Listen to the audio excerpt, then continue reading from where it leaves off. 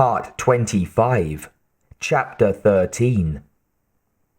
The serviceway between the suspended acoustical ceiling and the metal roof was full of aliens. More aliens than he could quickly count.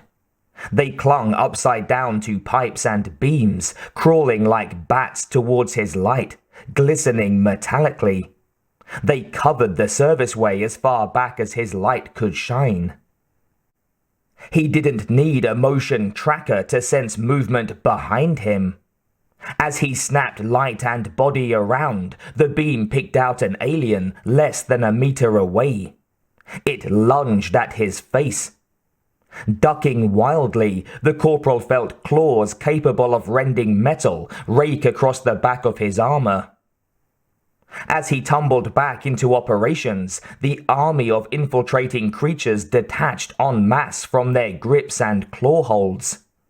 The flimsy suspended ceiling exploded, raining debris and nightmare shapes into the room below. Newt screamed, Hudson opened fire, and Vasquez gave Hicks a hand up as she let go with her flamethrower. Ripley scooped up Newt and stumbled backward.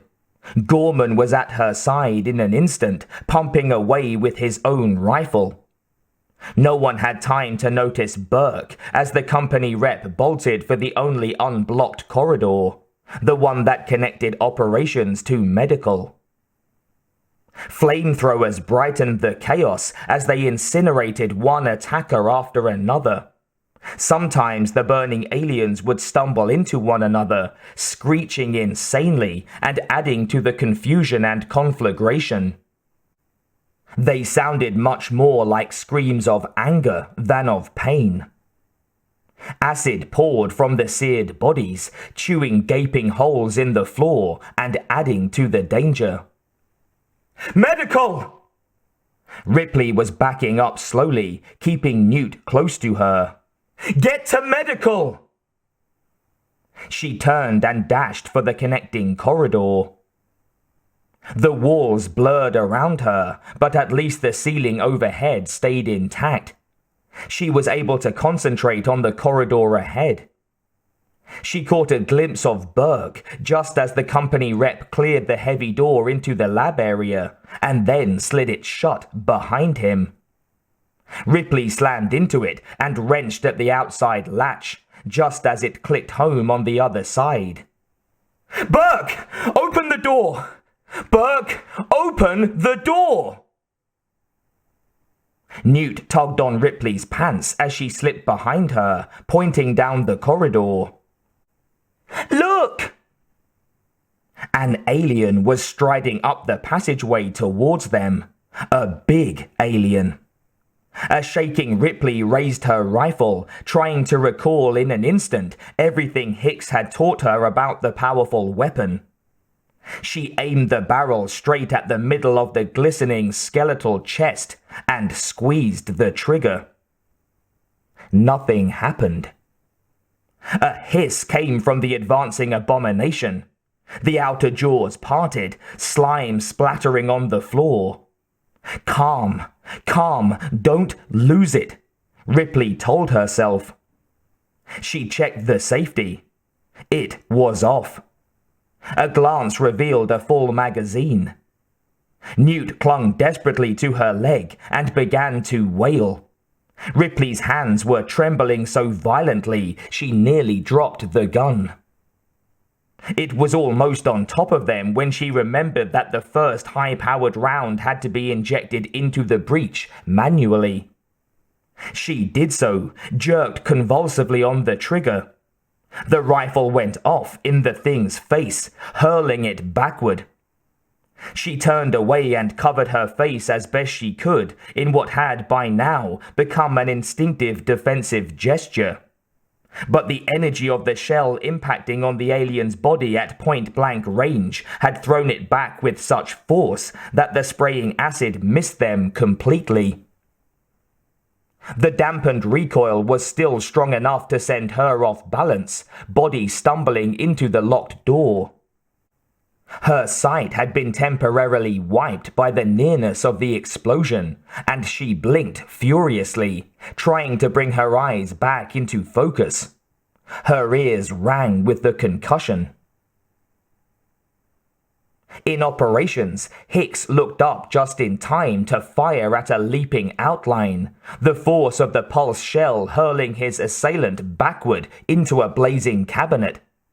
By this time, the combined efforts of the flamethrowers had activated the fire control system, and the overhead sprinkler jets deluged the room. Water cascaded around the corporal, drenched the other soldiers. Some of it penetrated the central colony computer, ruining it for future use. But at least it didn't pool up around their legs. By now, there were enough acid holes to drain it off. The fire siren wailed mindlessly, making it difficult for the combatants to hear each other and rendering any thought of unified tactics impossible. Hudson was screaming at the top of his lungs, his shrill tone audible over the siren's moan. "Let's go! Let's go!" "Medical!" Hicks yelled to him. He gestured frantically as he retreated towards the corridor. "Come on!" As the Comtech turned towards him, the floor panels erupted under his feet. Clawed arms seized him, powerful triple fingers locking around his ankles and dragging him down. Another towering shape fell on him from behind, and he was gone in seconds, swallowed by the sub-floor crawlway. Hicks let loose a rapid-fire burst in the direction of the cavity, hoping he got the Comtech as well as his abductors, then turned and ran. Vasquez and Gorman were right behind him, the smart gun operator laying down a murderous arc of fire as she covered their retreat. Ripley was fumbling with the door handle when Newt pulled on her arm to attract her attention. The girl pointed silently to where the bleeding, half-blown-away alien was trying to rise to advance on them again. Flinching away from the blast and glare, Ripley drilled it a second time. The pulse rifle's muzzle jerked ceilingward, and Newt covered her ears against the roar. This time, the nightmare stayed down. A voice sounded behind them. "Hold your fire!" Hicks and the others materialized out of the smoke and dust. They were grime-streaked and soaking wet. She stepped aside, gestured at the door. "Locked!" It wasn't necessary to explain how. Hicks just nodded. "Stand clear!"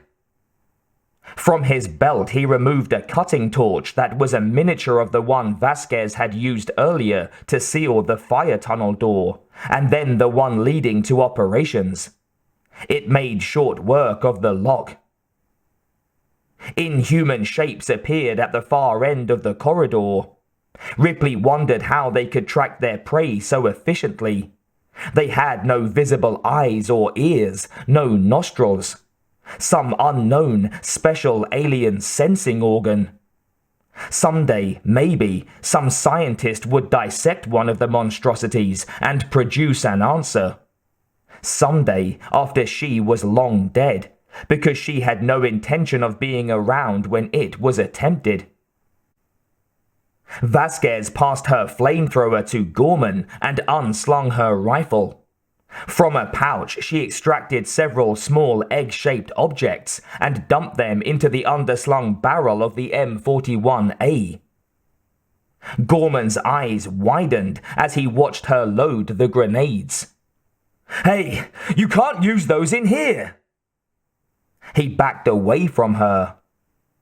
"Right, I'm in violation of close-quarter combat regulations 95 through 98.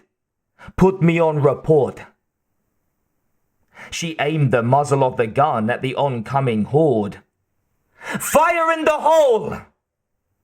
She pumped up a round and let fly, turning her head slightly as she did so. The blast from the grenade staggered Ripley and almost knocked Vasquez off her feet. Ripley was sure that she could see the smart gun operator smiling as the light from the explosion illuminated her battle-streaked face. Hicks wavered, the blue-hot flame on his torch shooting wildly upward for a moment. Then he straightened and resumed cutting. The lock fell away from the door a moment later, clattering inside medical. He reholstered the torch, stood up, and kicked the door open. Molten droplets went flying. Hicks and his companions ignored them. They were used to dodging spraying acid. He turned just long enough to shout back at Vasquez. "Well, thanks a lot! Now I can't hear at all!" She affected a look of bewilderment that was as genuine and heartfelt as her gentle nature, cupping a hand to one ear. "Say what?" They stumbled into the ruined medical lab. Vasquez was the last one through. She turned, slid the heavy door halfway closed behind her, and in rapid succession fired 3 grenades through the resultant gap. An instant before they went off, she shut the door the rest of the way and ran. The triple boom sounded like a giant gong going off. The metal security door was bent inward off its track. Ripley had already crossed to the far side of the annex to try the door. This time she wasn't surprised to find it locked. She worked on it as Hicks used his torch to seal the bent door they'd just come through. In the main lab, Burke found himself backing across the dark floor. This time there would be no discussion of hypothetical inquiries, no polite give and take. He would be shot on sight. Maybe Hicks would hold off, and Gorman, but they would be unable to restrain Hudson or that crazy Vasquez woman. Gasping, he crossed to the door that led out into the main complex. If the aliens were wholly preoccupied with his former colleagues, he might have a chance, might pull it off in spite of everything that had gone so dreadfully wrong. He could slip back into the colony proper, away from the fight, and make a roundabout run for the landing field. Bishop was amenable to argument and reason, as any good synthetic ought to be. Maybe he could convince him that everyone else was dead. If he could manage that small semantic feat and disable the android's communicator so that the others couldn't contact him to dispute the assertion, they'd have no choice but to take off immediately. If the directive was delivered with enough force and with no one to counter it, Bishop should comply. His fingers reached for the door latch, froze without touching the metal. The latch was already turning, seemingly by itself. Almost paralyzed with fear, he staggered backward as the door was slowly opened from the other side. The loud crack of a descending stinger was not heard by those in the annex. Vasquez's grenade party had cleared the corridor long enough for Hicks to get the door sealed. It assured them of a few secure minutes, a holding gesture, and no more. Now the corporal backed away from the doorway and readied his rifle for the final confrontation as something whammed against the barrier from outside, dimpling it in the middle. A second crash made metal squeal as the door began to separate from its frame. Newt tugged insistently at Ripley's hand. Finally, the adult took notice, forcing her attention away from the failing door. "Come on! This way!" Newt was pulling Ripley towards the far wall. "It won't work, Newt. I could barely fit in your hideaway. The others have armor on, and some of them are bigger. They won't be able to fit in there at all." "Not that way!" The girl said impatiently. There's another! Behind a desk, an air vent was a dark rectangle against the wall. Newt expertly unlatched the protective grill and swung it open. She bent to duck inside, but Ripley pulled her back. She glanced petulantly up at the adult. I know where I'm going! I don't doubt that for a minute, Newt. You're just not going first, that's all. I've always gone first before. I wasn't here before, and you didn't have every alien on Acheron chasing you before. She walked over to Gorman and swapped her rifle for his flamethrower before he could think to protest. Pausing just long enough to tussle Newt's hair affectionately, she dropped to her knees and pushed into the shaft. Darkness unknown confronted her. At the moment, it felt like a comforting old friend. She looked back past her shoulder. Get the others. You stay behind me. Newt nodded vigorously and disappeared. She was back in seconds, diving into the duct to crowd close to Ripley as the older woman started forward. The girl was followed by Hicks, Gorman, and Vasquez. Between their armor and the big pulse rifles they were hauling, it was a tight squeeze for the soldiers, but everyone cleared the opening. Vasquez paused long enough to pull the grill shut behind them. If the tunnel narrowed down ahead or split off into smaller subducts, they'd be trapped. But Ripley wasn't worried. She had a great deal of confidence in Newt. At worst, they'd have time to exchange polite farewells before drawing straws, or something similar, to decide who got to deliver the final coup de grace. A glance showed that the girl was right behind her. Closer than that. Used to moving through the labyrinth of ducts at a much faster pace, Newt was all but crawling up Ripley's legs. Come on! The girl urged her repeatedly. Crawl faster! I'm doing the best I can. I'm not built for this, Newt. None of us are, and we don't have your experience. You're sure you know where we are? Of course! The girl's voice was tinged with gentle contempt, as though Ripley had just stated the most obvious thing in the world. And you know how we get to the landing field from here? Sure, keep going. A little farther on, and this turns into a bigger tunnel. Then we go left. A bigger duct? Hicks's voice reverberated from the metal walls as he spoke to Newt. Girl, when we get home, I'm gonna buy you the biggest doll you ever saw. Or whatever you want. Just a bed will be fine, Mr. Hicks.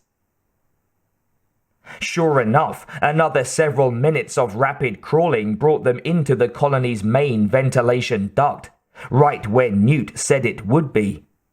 It was spacious enough to allow them to rise from a crawl to a low crouch. Ripley's hands and knees screamed in relief, and their pace increased markedly. She kept banging her head on the low ceiling, but it was such a relief to be off all fours that she hardly noticed the occasional contact. Despite their increased speed, Newt kept up easily. Where the adults had to bend to clear the top of the duct, she was able to stand and run. Armor clattered and banged in the confined tunnel, but at this point it was agreed that speed was more important than silence. For all they knew, the aliens had poor hearing and located them by smell. They were coming up on an intersection where two main ducts crossed. Ripley slowed to fire a preventative blast from the flamethrower, methodically searing both passageways. Which direction? Newt didn't have to think. Go right here. Ripley turned and started up the right-hand tunnel. The new duct was somewhat smaller than the colony main, but still larger than the one they'd used to flee medical. Behind her and Newt, Hicks was addressing his headset pickup as they scuttled along. "Bishop, this is Hicks. Do you read? Do you read, Bishop? Over." Silence greeted his initial query, but eventually his persistence was rewarded by a static, distorted, but still recognizable voice. "Yes, I read you. Not very well." "Well enough," Hicks told him.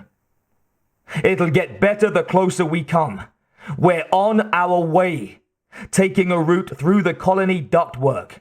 That's why the connection's bad. How are things at your end?" "Good and bad," the synthetic replied. "Wind's picked up a lot, but the dropship is on its way. Just reconfirmed drop and release with the Sulaco. Estimated time of arrival, 16 minutes plus. I've got my hands full trying to remote fly in this wind." An electronic roar distorted the end of his sentence. "What was that?" Hicks fiddled with his headset controls. "Say again, Bishop. Wind?" "No. The atmosphere processing station. Emergency venting system is approaching overload. It'll be close, Corporal Hicks. Don't stop for lunch." In the darkness, the soldier grinned.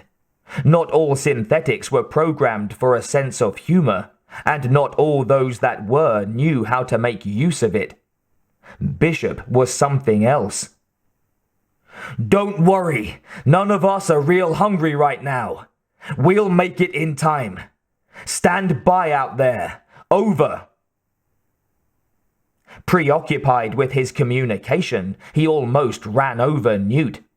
The girl had halted in the duct. Looking beyond the girl, he saw that Ripley had stopped in front of her. "What is it? What's wrong?" "I'm not sure." Ripley's voice was ghostly in the darkness. "I could swear I saw... There!" At the extreme limit of her flashlight, Hicks made out a moving, obscene shape. Like a ferret, the alien had somehow managed to flatten its body just enough for it to fit inside the duct.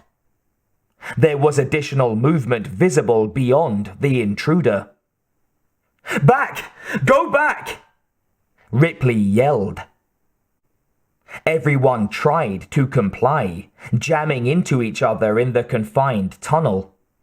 Behind them, the sound of grating being torn apart echoed through the duct.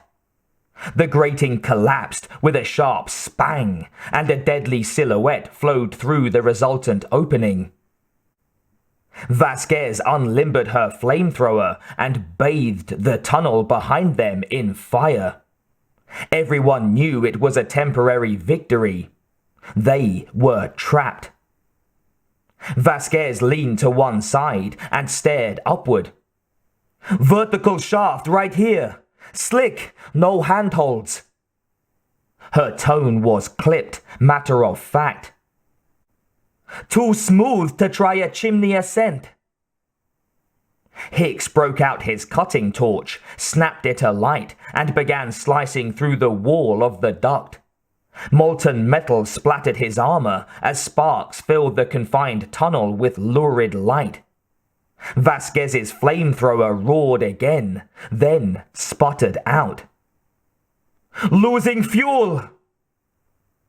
From the other direction, the column of aliens continued to close on them, their advance slowed by the need to squeeze through the narrow walls. Hicks had 3/4 of an exit cut in the side of the tunnel when the portable torch flickered and went out. Cursing, he braced his back against the opposite wall of the duct and kicked hard. The metal bent. He kicked again and it gave way.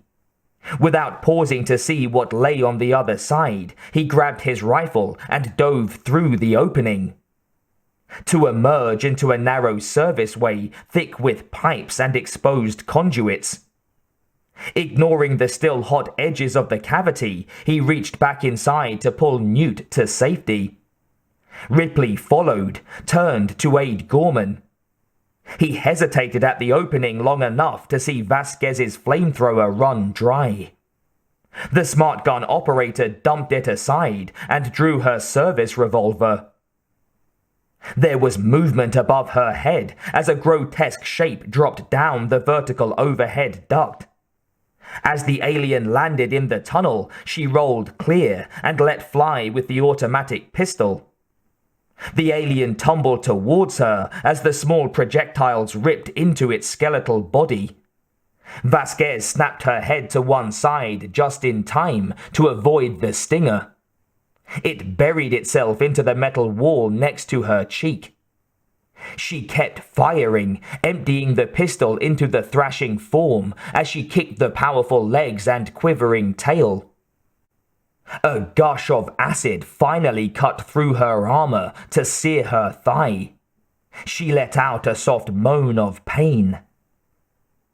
Gorman froze in the tunnel.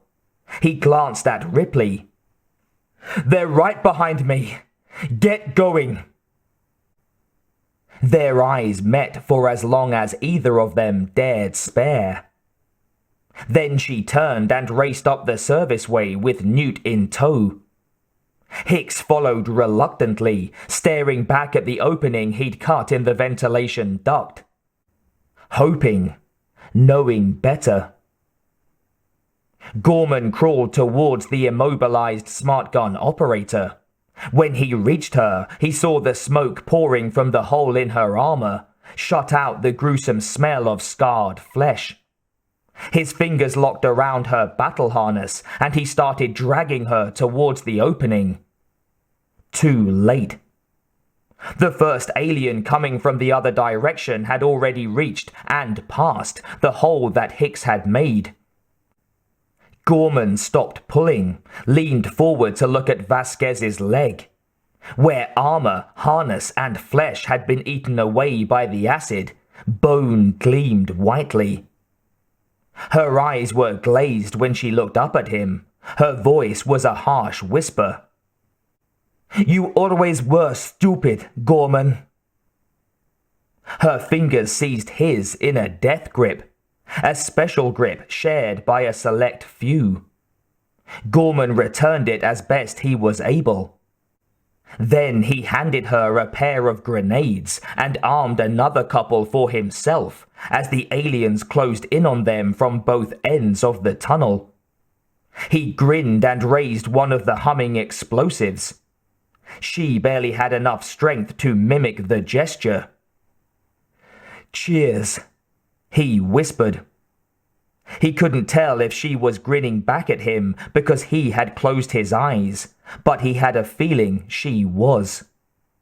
Something sharp and unyielding stroked his back.